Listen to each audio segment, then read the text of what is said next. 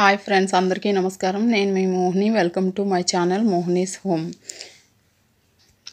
చూడండి, ఈరోజు కమ్మనైన మైసూర్ పాక్ చేసుకుందామండి, స్వీట్. ఫస్ట్ అయితే కిచెన్ మొత్తం క్లీన్ చేసేసుకున్నాను. చూడండి, మిల్క్ కూడా బాయిల్ చేసి పెట్టేసుకున్నాను పక్కన. ఇప్పుడు ఫస్ట్ శనగపిండి తీసుకున్నానండి. 1 కప్పు శనగపిండి తీసుకున్నాను. ఇది పచ్చివాసన పోయే వరకు కొంచెం ఫ్రై చేసుకోవాలండి. మరి ఎక్కువ కాకుండా కొద్దిగా అలా వేడెక్కించి ఫ్రై చేసుకోవాలి. ఎక్కువసేపు అవసరం లేదు. ఒక 5 మినిట్స్ అలాగా కడాయిలో వేసుకొని తిప్పుకోవడమే. పచ్చివాసన అనేది పోతుంది.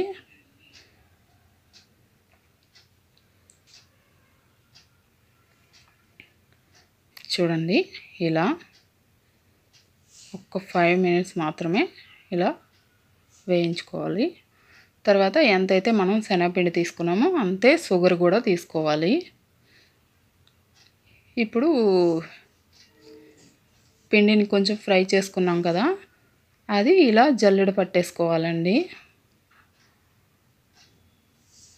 అంటే ఉండలుగా లేకుండా విడివిడిగా పౌడర్ లాగా వస్తుంది.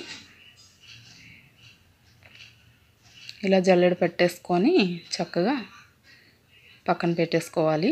ఇప్పుడు అదే కడాయిలో షుగర్ వేసేసుకున్నాను. అదే కప్పుతో మనం శనగపిండి ఎంతైతే తీసుకున్నామో షుగర్ కూడా అంతే తీసుకోవాలండి.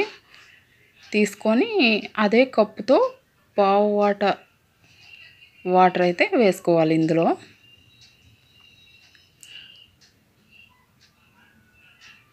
చూడండి, అదే కప్పుతో షుగర్ 1 కప్ తీసుకున్నాం కదా, దాంతోనే పావు వాటర్ అండి. అందులో అదే కప్పులో పావు వాటర్ అయితే సరిపోద్ది.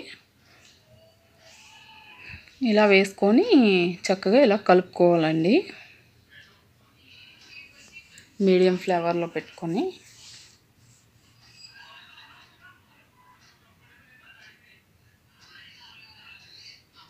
చూడండి, ఈ శనగపిండి జల్లించి పెట్టుకున్నాం కదా, ఒక బౌల్లోకి వేసేసుకోవాలి. అదే కప్పుతో నెయ్యి కూడా తీసుకోవాలండి. శనగపిండి ఎంతైతే తీసుకున్నామో షుగర్ కూడా అంతే తీసుకోవాలి, నెయ్యి కూడా అంతే తీసుకోవాలండి. మనకి కావాల్సిన ఐటమ్స్ అవి. ఇప్పుడు శనగపిండి వేయించి పెట్టుకున్నాం కదా, అది బౌల్లో వేసుకున్నాం కదా జల్లించుకొని, దాన్ని నెయ్యితో అలా కలుపుకోవాలి. తర్వాత ఈ పంచదార పాకం అయితే ఇలా తీగ పాకం వచ్చేలాగా చూసుకోవాలి.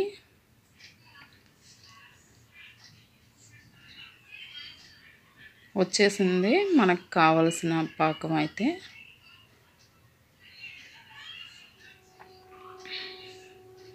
ఆ నెయ్యి ఇందులో వేసుకొని చక్కగా కలుపుకోవాలండి, ఉండలు లేకుండా శనగపిండిని.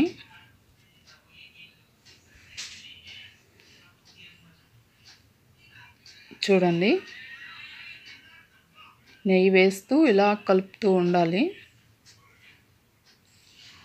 ఉండలు లేకుండా కలిపేసి పెట్టేసుకోవాలి.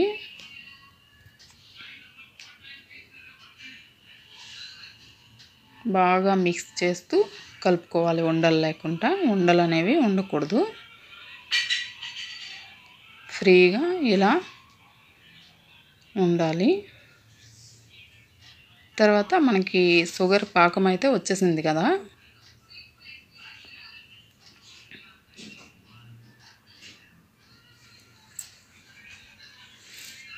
తీగ పాకం అయితే వచ్చేసింది కదా.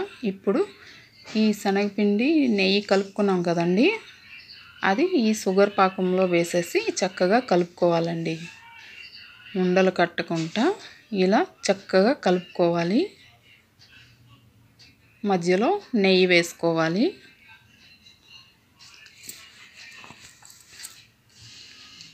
నెయ్యి వేస్తూ ఇలా బాగా కలుపుకోవాలండి.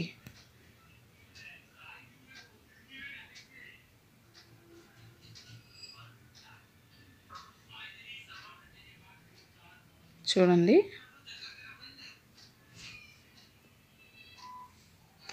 మిగిలిన నెయ్యి అలా వేస్తూ చక్కగా ఇలా కలుపుకుంటూ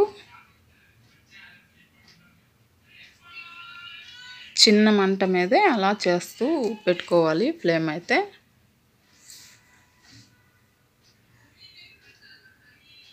చూడండి ఎంత చక్కగా ఉండలు లేకుండా వచ్చింది కదా. ఇప్పుడు మైసూర్ పాకు ఏ బౌల్లో అయితే మనం వేసి ఉంచుకోవాలనుకున్నామో ఆ బౌల్కి మౌల్డ్కి చక్కగా నెయ్యి అప్లై చేసుకోవాలి. ఇది బ్రెడ్ చేసుకునే మౌల్డ్ అండి. దీనికి నెయ్యి శుభ్రంగా అప్లై చేసేసాను. ఇప్పుడు ఇందులో వేసేస్తాను.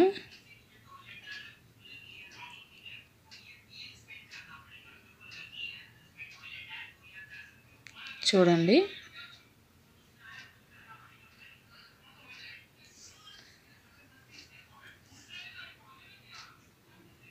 అందులో వేసేసి చక్కగా స్పూన్తో ఇలా చేసేసుకోవడమే. ఒక 1 అవర్ అలా చల్లార్చుకోవాలి. ఫ్రిడ్జ్లో పెట్టకూడదు, మామూలుగా ఫ్యాన్ కింద పెట్టుకొని చల్లార్చుకోవాలి. బాగా చల్లగా అయిపోయినాక ఇలా అచ్చయితే చక్కగా వచ్చేసిందండి మన మైసూర్ పాకు. చూడండి ఎంత బాగా వచ్చిందో. ఇప్పుడు మనకు కావాల్సిన సైజులో కట్ చేసేసుకోవడమే, పీసెస్ లాగా కట్ చేసేసుకోవడమే.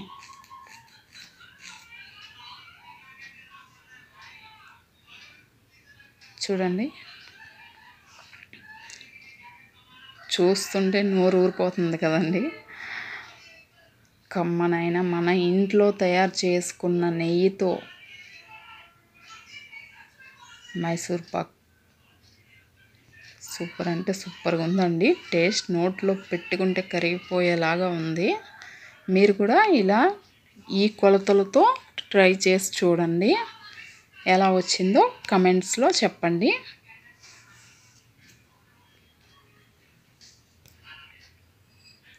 చూడండి, టేస్ట్ అయితే సూపర్గా ఉందండి.